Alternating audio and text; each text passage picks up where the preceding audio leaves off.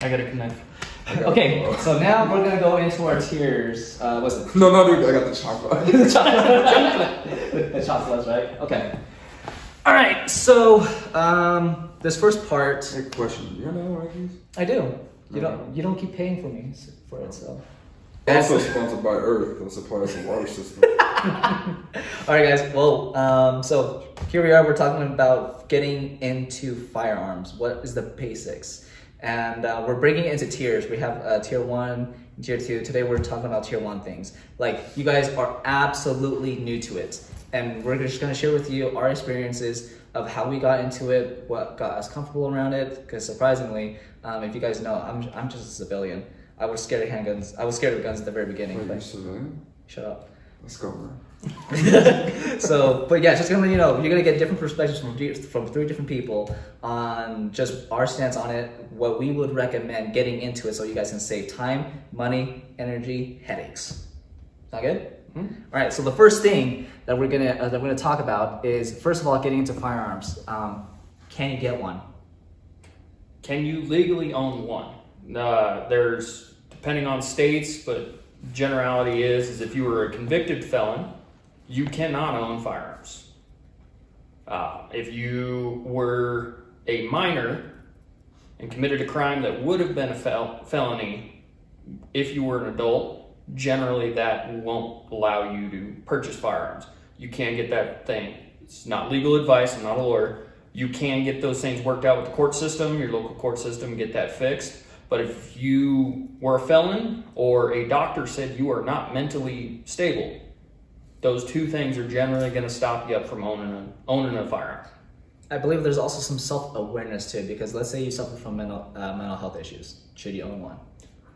Not saying you're not allowed to, not saying you shouldn't, but you should definitely be in the right headspace before getting a tool like a gun.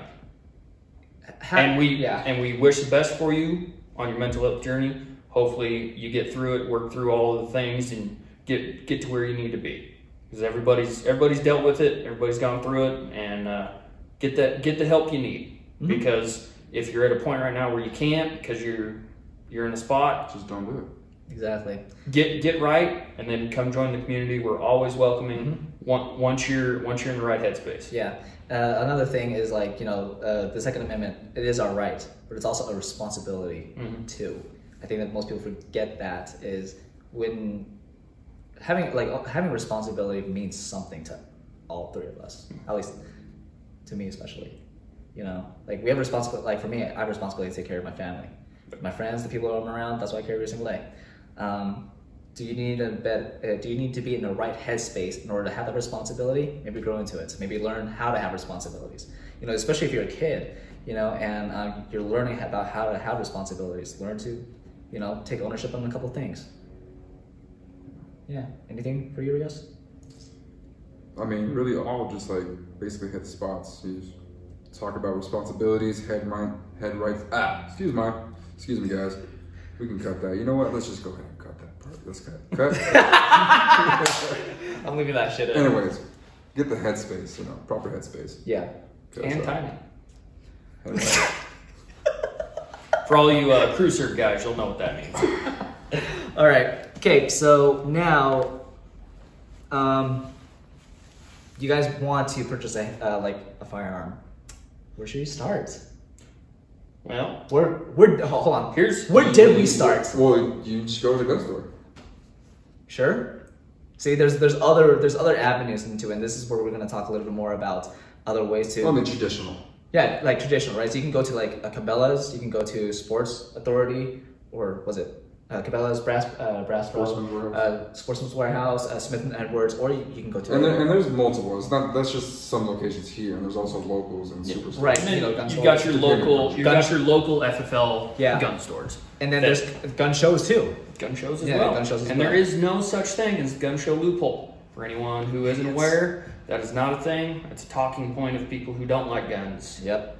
You have to fill out the exact same paperwork at a gun show and wait on the background check that you do at a gun store or a big box store like Cabela's. Yeah. It's the exact same paperwork, exact same process. There's no loophole. There's no amount of cash that's going to get you out of that. You're just doing a lot with a lot of people. That's Yeah, it. exactly. Now, Which another is a cool, it's a cool experience, Oh, yeah. That way, because what if somebody feels shy?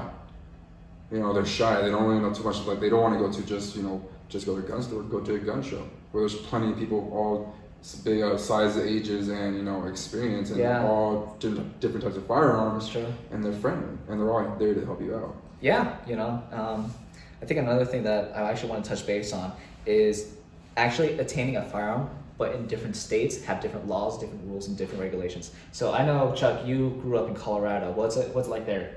Well, Colorado used to be an American state. It's, Sorry, it's getting a little too California-y up there. But no, I grew up in Colorado. Majority of the guns I own now, the first guns I had, were family guns. At least in Colorado, family members can gift other family members firearms without a background check. That's mother to daughter, father to son, direct family members. Most of the guns, like I said, most of the first guns I owned came that way. And then as I got older, turned 18, could go to the gun store and buy long guns at the age of 18 and then handguns at the age of 21. Then I started accruing more that way. I've also bought guns at gun store or gun shows besides gun stores and gun stores, gun shows. But yeah, different states and different localities have different rules. Places like California, New York have much stricter rules. I'm sorry. Texas, baby. Places like Texas, Wyoming, Montana, Idaho, they have more general rules that aren't so specific to the things that people who hate guns think make guns bad. Which is ridiculous, but different states, different rules, different regulations. Even some states won't allow you, will only allow you to carry a certain amount of ammunition in your gun, which blows my mind. Yeah. And that's an important thing. You're here, you're getting information, getting started. Also, knowing and understanding your local laws is very important. Some of the best people to ask are the gun store employees, vendors at the gun shows, because those people, their livelihood is around guns. They're not going to give you false information that would get them in trouble, because if it gets you in trouble, it gets them in trouble. They lose their license, they lose their livelihood. So I know the internet, trying to find gun laws real hard on the internet. So generally, go to your local gun stores or your local law enforcement, i.e. chief of police if you're in a small town, local sheriff. You can send an email to them, be like, hey, getting interested in guns. I want to know the local, if you have a link to the local laws so that I don't break any local laws, because every state and city is different. Seriously. But the more we didn't mean to ignore it. It's just like we did like a little meanie. But not to go elementary school with it. But knowledge is power. The more information you have, the less likely that you could make a mistake or get hemmed up by doing something wrong.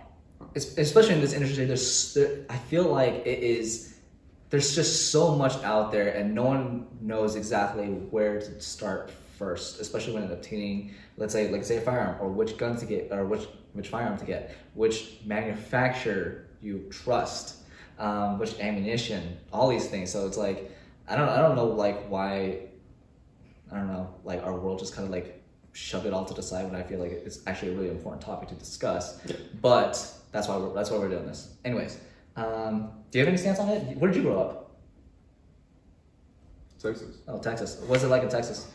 Gun friendly. I mean, we're even trying to make our own suppressors, like Texas State suppressor. We can just go out there and just go buy it, and don't have to do all that. Well, you still do the regular local background check, all that stuff, but you don't got to go through the ATF basically. Yeah. But I mean, of course, right now, obviously with political court or all that, they're fighting it. So yeah, I grew up in Utah and I lived in California for a bit. I know what it's like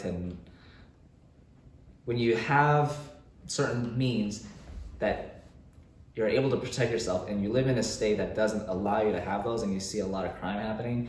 it kind of opens up your eyes. So when I moved back here to Utah, that's when I got my first. That's when I first purchased my gun. My first gun was a SIG 320 X Compact, which that's a really good one. Your first one? My first one, yeah. So, but Was that before or after they were drop safe? Here's the thing, I didn't even know that it was drop safe or not. That's like... Well, see, he didn't do his research. Exactly. So that's why I'm saying, you know, like the stuff that I wish that I learned when I first started, it's here to save you guys money, time, energy, and a lot of headaches. Oh. That's why, you know, that's why... Possible injuries. There you go. Possible injuries or death. Let's be real. And also, if you want to get to the point where, like, you're the type of person that, you know, you're going to be, like, gun collecting, you're buying multiple guns, but That'd if you're... be me. I'm the collector of the group. Very. Or... you could be like me, where I do a ton of research for what I buy, you know, like, and keep it minimized. And if I do buy one that didn't like, well, you know what, I just resell it and get to where I want. So pretty much like what this tier is for is to help streamline as much information as our knowledge, all three of our knowledge, to help you guys make the best informed decision. And you guys should look at other videos too on how to get to it. This is just one. This is just another helpful way for you guys to learn, especially if you're just getting into it, because there's a lot of terminology, there's a lot of information out there that you just don't know where to start. So that's why we're just trying to keep things as simple as as simple as we can.